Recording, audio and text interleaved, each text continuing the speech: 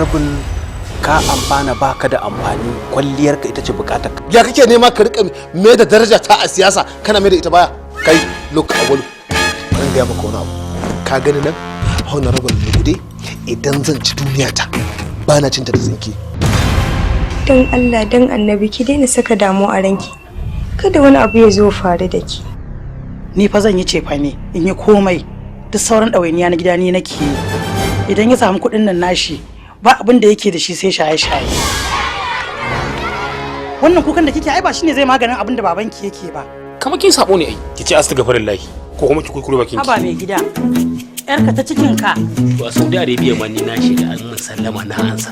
Sun saka shi a gaba domin ya tsabon wasu kitse a wuta, amma yayi musu batan.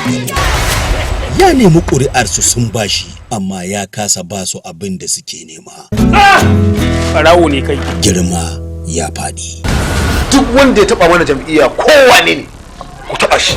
Ni za ka yi wa haka? Ke? Takka ya tasha ce ni, ba inda zani. Ki je ki same ni a office. Kar a yi amfani da ke ki zo ki mun shari. Saukata kenan fa yanzu daga America aka je iya aka dauko ni. Amma ka ji yarinya za a yi amfani da ita a zo a bata mun suna. Dama haka Allah yake ikonsa, sai kaga tukunya baƙi walik, amma tuwon cikin tabari kal. Addu'a mu da kai Allah ya shirye ka. Girma ya faɗi daga kamfanin mai shadda investment. Na yi wawan kamu. Ka fito gar ka yi min bayani dalla. Girma ya faɗi. Jaruman shirin Alhassan Kwalle, Suleiman Bosho, Shehu Hassan Kano, Hajiya Sadiya, Sani Garba SK, Ahmad Tagi. Girma ya faɗi.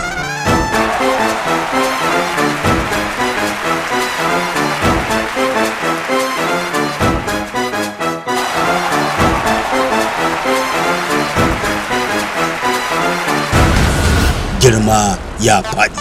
Baba gani ne abokanai na duk sun yi restoration din nan har sun fara lecture, ni kuma ban yi ba ina gida.